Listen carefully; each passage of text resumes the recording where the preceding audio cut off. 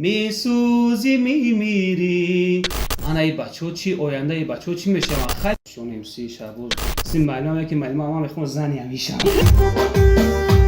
روی مالی سرت روی مالی مسکاوی. درود و پیغام صمیمانه خویش را به هر یک شما میرسانم، تماشابینان و مخلصان سامانه فرهناز لایف. چون همیشگی برنامه گل ناز است با دلشدی نمازلی. پیش از آغاز برنامه میخواهم که هر یک شما را مخلصان عزیز با آمده سال 2022 یعنی سال نو مبارک گفته برایتان تمام خوشی های زندگی را آرزومندم. بگذار سال 2022 به خاندان هر یک ما و شما فیض و برکت را بیارد. بار دیگر سال نو مبارک. شما را خوش آمدید میگویم با برنامه گل ناز. رحمت سلام باشه. خب اکای دلشاد چی تمنیات دارد انام سال نو برای مخلصان خویش؟ پیش از همه سلام و درود خود را به همه تماشاگران میرسونم و بعداً تمنیات من در سال نو این است که با مردم تاجیک و بیرون از تاجیک بگذار همیشه در خاندان آنها پرفیض و برکت باشد، وطن ما همیشه آباد و زیبا باشد و خدا کند که روز به روز سال به سال آباد و زیبا شده میرد. خب یک سوال دیگر که سال 2021 برای شما چی داد و سال 2022 را چگونه دیدن میخواهید؟ سال 2021 سالی خوب بود، بد نبود. سال پیشتر که یک بیماری چی با ما اومد فارغ گرفته بود جهان رو، خدا را شکر که استا به وطن ما دور شد. خیلی با انشالله سال 2022 نقشه ها زیاد داریم. ما هنرمندان همیشه نقشه ها داریم که در خدمت خلق باشیم. سلامت باشن. چون برنامه گل ناز است به فکرم تماشا کرده اید، خبر دارید. از این لحاظ که مخلصانتان خواستم شما را دعوت کنیم صحبت گذارونیم. 3 شرط دارد. چون سال نو است، اگر شرط های ما رو به خوب اجرا کنید تحفه سال نو انتظار است. کوشش میکنیم. اگر که نتوانستید نه کوشش میکنیم که ایودش برویم. خوب سلامت باشن. شرط اول شما یک لطیفه بهترین را برای مخلصان پیشنهاد میکنید که هم من خندم هم مخلصان. اگر نخندید چیکار کنیم با؟ نخندن توفه را بای میتن. خیلی کار میکنم که بخاطر ما لطیفه نمیدونم. خیلی کوشش میکنم. در یک قشلوق یک دهه یا مکتب، در اون مکتب در صنف 11 در هم گروه 2 پسر بوده، دیگه همش دختر بوده. خب معلومه شما میدونید بعد سوال جواب میکنن انا بچه چه بسواد یا چه بسواد. خلاص معلومه شون میگه که دخترها خیلی همش شما میکنین میرین ای پای زندگیتون میشین. انا ای بچه چی آینده ای بچه چی میشه؟ خیلی بسواد تو مقصد خوندگی مکتب آینده چی میشه؟ معلومه وای بر حال نه بسواد چی؟ بعد خیلی سوال میته بسواد که آینده چی شده میخوای؟ میگه سن بسواد معلومه بسواد میگه که ما معلومه جان مکتب بود میکنم، میرم خدمت وطن مادر میکنم، بعد دانشکده میسپارم میخونم با بهای خوب و اعلا، بعد زن میگیرم، میرم جای کار همش جای کار پیدا میکنم، زن میگیرم، زن ما میگیرم دبی میبرم، زن ما میگیرم امریکا میبرم، زن ما میگیرم ترکیه میبرم، برای زن ما تمام شرایط یعنی دنیا را مهیا میکنم، برای زن ما جان فدا میکنم. میگه بعد میگه ای مالادس کانت ابزا بچه بسواد تشید فهمو انا بچه بسواد چی؟ میگه معلومه بعد بچه بسواد سیم معلومه که معلومه ما میخوام زنی همیشه. سلامت باشه. کوشش کردم که نخندم صاحب طوفان نشه. سلامت باشه. میگذاریم به شرط دوم. یک چند سوال ها را به شما پیشنهاد میکنم، جواب میگردونید برای مخلصان.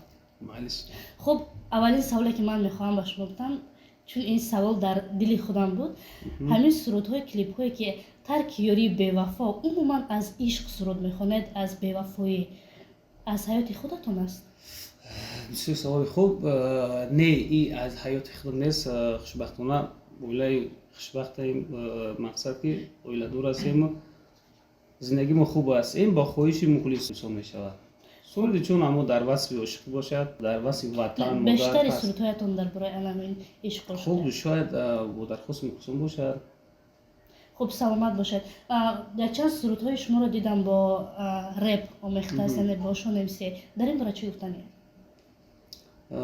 چون میگن عصر 21 است، جوانان بسیارتر بر ریپ توجه آوردگیان. ما هم خیلی خواستیم که یک چند سرودم رو با همین استرادا و ریپ آمیخته کنیم. خوب بینندگان هم تماشاگران یعنی مخلصان هم خوب قبول کردن. بله. خب به نظر شما کدام سرود شما رو میان مخلصان معرفی کرد، یعنی که شناخته کرد؟ سرودی که یک چند سال پیش با شون امسی شبوز سرود خونده بودیم، گمان میکنم که همو عاشق نشوین دیل. چون که سرود ما هم نبود خیلی قبول کردن تماشاگران. سرود ایرانی بود. خب ما همین لحظه میخوام که هم 4 مصرعی که خوانده بوده در نمو پیشنهاد کنید. عاشق نشو ای دل، عاشق شدن درد است، میسوزی میمیری این دنیا نامرد است.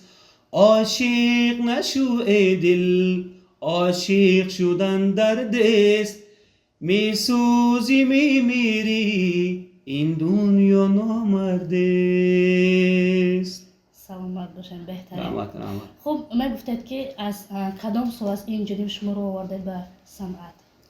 من در اویله صنعتکار به دنیا آمدم چون خود بودم با همراهی پدرم و توی مرکو میرفتم و بعدا طلبه مکتب بودم.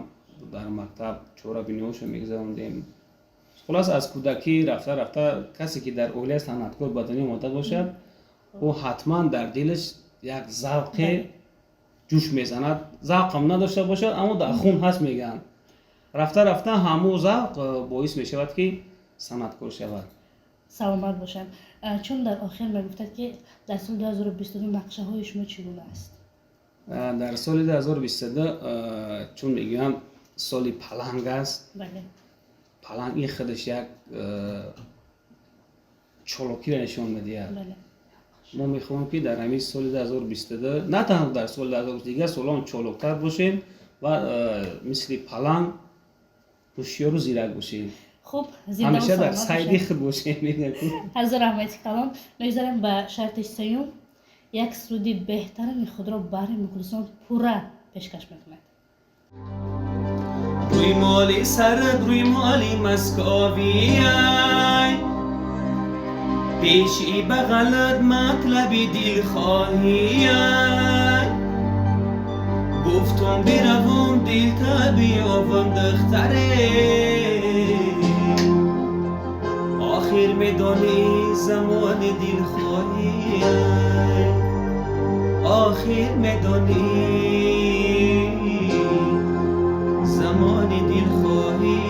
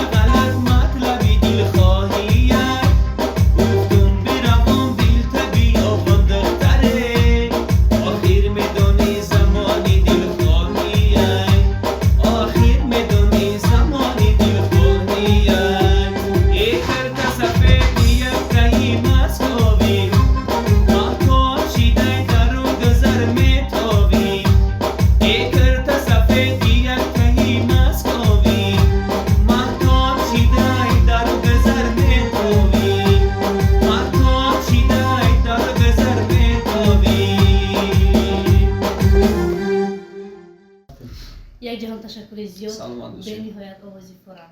بار دیگر شما رو خوش آمدید میگم به برنامه گل ناز. چگونه بود؟